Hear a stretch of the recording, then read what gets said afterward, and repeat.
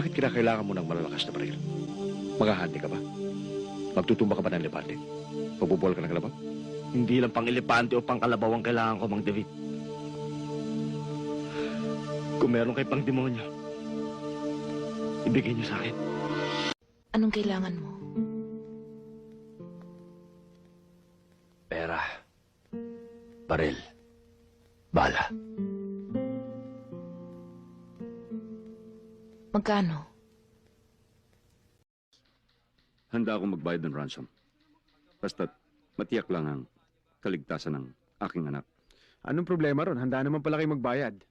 Ang problema, yung magdadala ng ransom. Baka makahalata ang mga kidnappers kung ang mga tauhan ko magdadala. Baka mapahamak ang biktima. Sa madaling salita, ako ay papain ninyo. Ganun po ba, sir?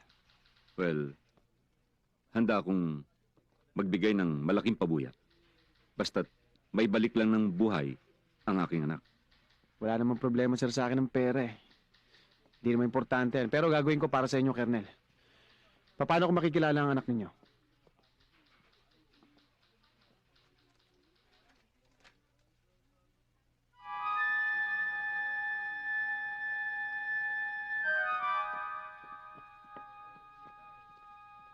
Naku.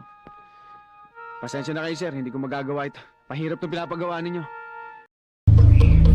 Pati sa kung kayo nagpapakamatay dahil sa pera, sa koleksyon, sa proteksyon,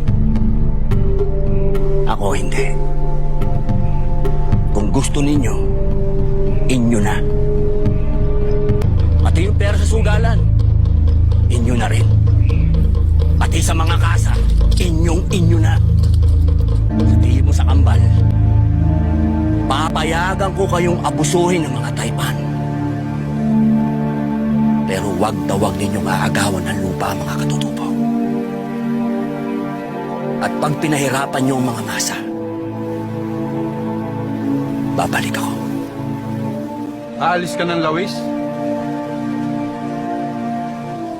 Oo, Dato. Lalagay sa tahimik. Bubuo ng pamilya.